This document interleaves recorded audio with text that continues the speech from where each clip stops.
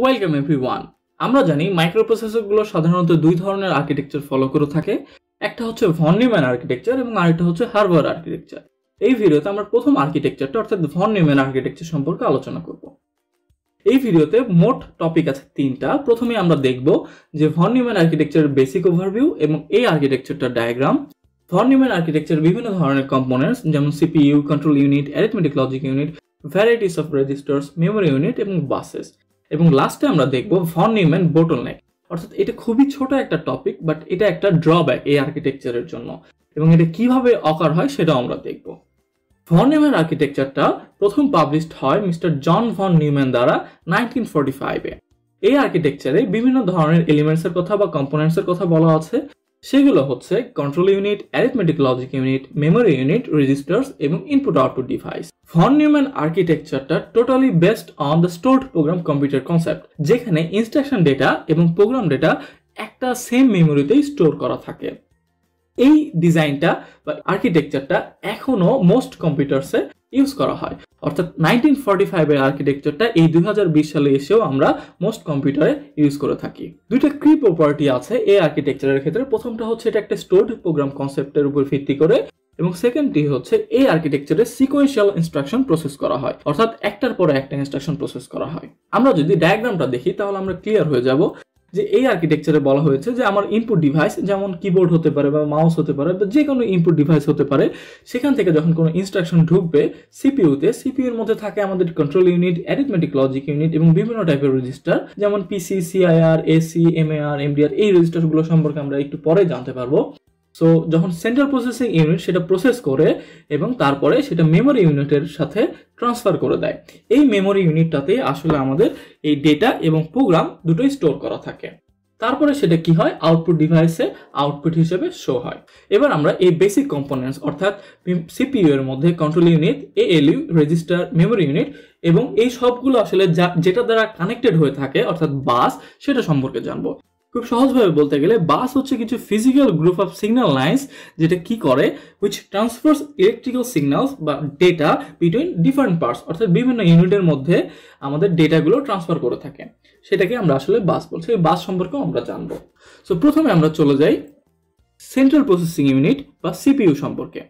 সিপিইউটা হচ্ছে একটা electronic circuit যেটা আসলে একটা কম্পিউটার প্রোগ্রামের বিভিন্ন ইনস্ট্রাকশন এক্সিকিউট করার জন্য রেসপন্সিবল। এটাকে আমরা সাধারণত মাইক্রোপ্রসেসর বা প্রসেসরও বলে থাকি। সিপিইউ এর মধ্যে তিনটা বেসিক কম্পোনেন্ট থাকে, সেটা হচ্ছে এএলইউ, সিইউ এবং বিভিন্ন টাইপের রেজিস্টার। তো এখন আমরা দেখব কন্ট্রোল ইউনিট বা সিইউ সম্পর্কে। The control unit controls the operation of computers ALU, memory and input output devices. অর্থাৎ কন্ট্রোল ইউনিট আসলে কম্পিউটারের arithmetic logic unit, memory unit এবং ইনপুট আউটপুট ডিভাইসগুলোকে কন্ট্রোল করে থাকে, এবং এদেরকে বলে আসলে কোন একটা ইনস্ট্রাকশন আসলে কিভাবে সেটা রিড করতে হবে এবং এদেরকে রেসপন্ড করতে হবে। The control unit also provides timing and control signals required by other computer components. অর্থাৎ আমাদের কন্ট্রোল ইউনিট আসলে দুই ধরনের সিগন্যাল প্রোভাইড করে, একটা হচ্ছে টাইমিং সিগন্যাল এবং একটা হচ্ছে কন্ট্রোল সিগন্যাল।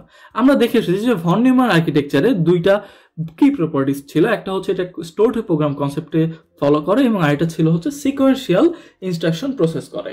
সো এই যে সিকোয়েন্সিয়াল ইনস্ট্রাকশন প্রসেস হয় সেটা আসলে হয় টাইমিং সিগন্যালের মাধ্যমে, এবং কন্ট্রোল সিগন্যালটা আসলে কন্ট্রোল করে যে ইনপুট এবং আউটপুট ডিভাইসের মধ্যে কিভাবে রিড করতে হবে বা রাইট করতে হবে সেগুলো। এবার আমরা দেখি অ্যারিথমেটিক অ্যান্ড লজিক ইউনিট বা এএলইউ সম্পর্কে। এএলইউ আছে কিছু সার্কিটের সমষ্টি, যেমন সেটা হাফ অ্যাডার হতে পারে, ফুল অ্যাডার হতে পারে বা সাবস্ট্রাক্টর হতে পারে। এই এএলইউটা এই সার্কিটগুলোর মাধ্যমে বিভিন্ন ধরনের অ্যারিথমেটিক অপারেশন যেমন অ্যাডিশন, সাবট্রাকশন, ডিভিশন, মাল্টিপ্লিকেশন এবং বিভিন্ন ধরনের লজিক্যাল অপারেশন যেমন অ্যান্ড, অর, নট এগুলো ক্যারি আউট করে থাকে। এবার আমরা দেখি রেজিস্টার সম্পর্কে।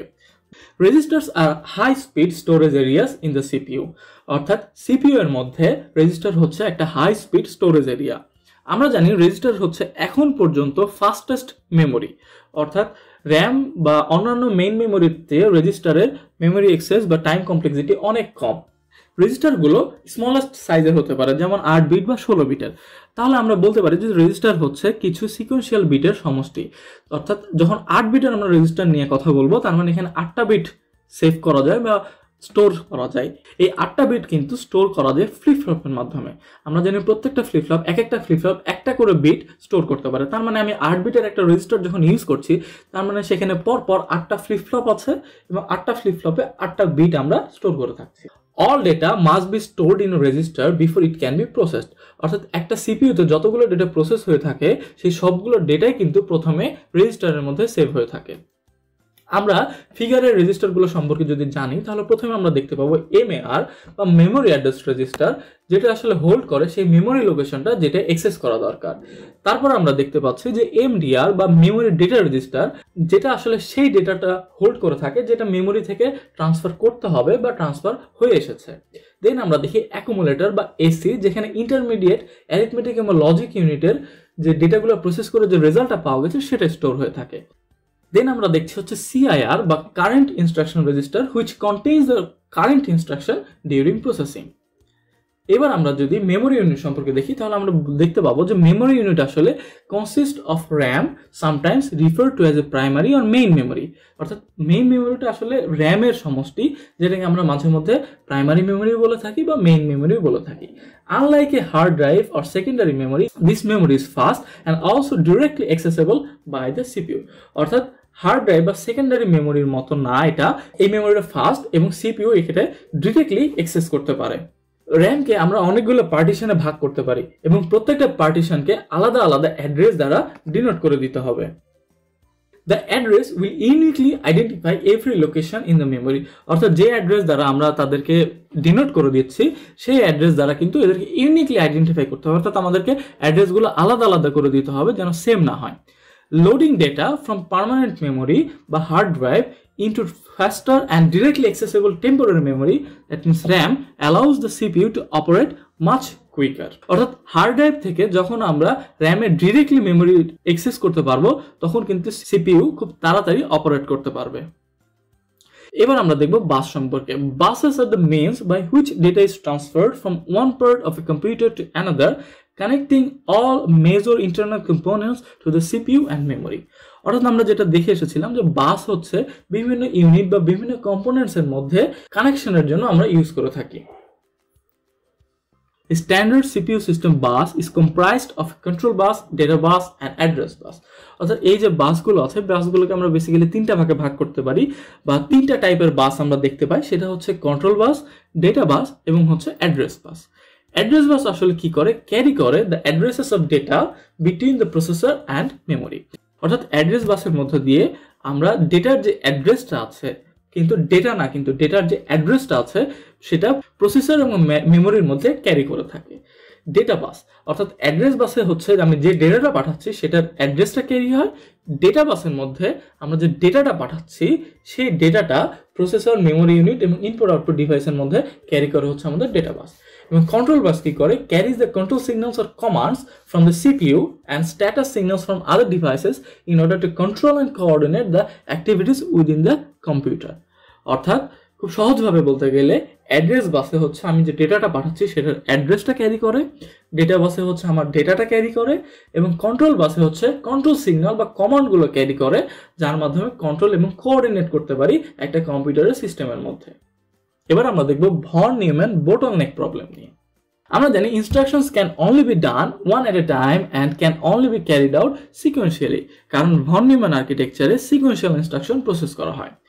A major factor that affects the performance of a computer is the time required to move instructions and data between CPU to main memory. অর্থাৎ computer পারফরমেন্সের একটা মেজর ফ্যাক্টর হচ্ছে সেই রিকোয়ার্ড টাইমটা, যে টাইমটা আসলে সিপিইউ টু মেইন মেমোরির মধ্যে বা মেইন মেমোরি টু সিপিইউর মধ্যে আমরা ইনস্ট্রাকশন এবং ডেটা ট্রান্সফার বা মুভ করার জন্য খরচ করে থাকি।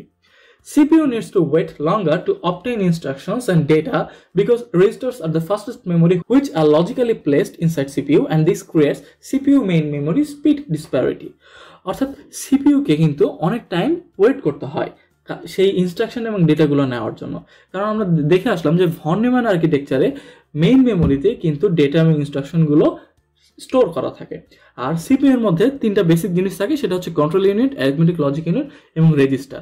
এই রেজিস্টারগুলো হচ্ছে ফাস্টেস্ট মেমোরি, অর্থাৎ রেজিস্টারের মধ্যে সব টাইপের অপারেশনগুলো খুব তাড়াতাড়ি প্রসেস হয়, কিন্তু এই তুলনায় মেইন মেমোরিতে প্রসেস হতে টাইম বেশি লাগে। হ্যাঁ, র্যামের বা মেইন মেমোরির প্রসেসিং পাওয়ারটা বেশি, বাট রেজিস্টারেরটা সব থেকে বেশি। তাহলে আমরা যদি রেজিস্টারের সাথে তুলনা করি তাহলে আমরা বলতে পারি যে র্যামের পাওয়ার রেজিস্টারের থেকে অনেক কম। র্যাম যখন একটা ইনস্ট্রাকশন প্রসেস করছে, এই টাইমের মধ্যেই কিন্তু রেজিস্টারের আগের ইনস্ট্রাকশনগুলো প্রসেস করা হয়ে গেছে। সো তখন আমাকে কি হচ্ছে, রেজিস্টার ওয়েট করে থাকবে, অর্থাৎ চুপচাপ বসে থাকবে। এটার জন্য কি হবে, আলটিমেটলি সিপিইউকে ওয়েট করতে হবে বেশি টাইম, সেই যে আমাকে নেক্সট ইনস্ট্রাকশন বা ডেটাটা পাঠাও। সো যখন এইরকম একটা টাইমের প্রবলেমটা ক্রিয়েট হচ্ছে, তখনই এটাকে আমরা বলছি CPU main memory speed disparity create হচ্ছে। কেন, সিপিইউর যে স্পিডটা সেটা বেশি এবং মেইন মেমোরির স্পিডটা কম। এই সিপিইউ আর মেইন মেমোরির মধ্যে স্পিডের যে ডিসপ্যারিটি ক্রিয়েট হচ্ছে, এটাকে আসলে ভন নিউম্যান বোটলনেক প্রবলেম বলছে।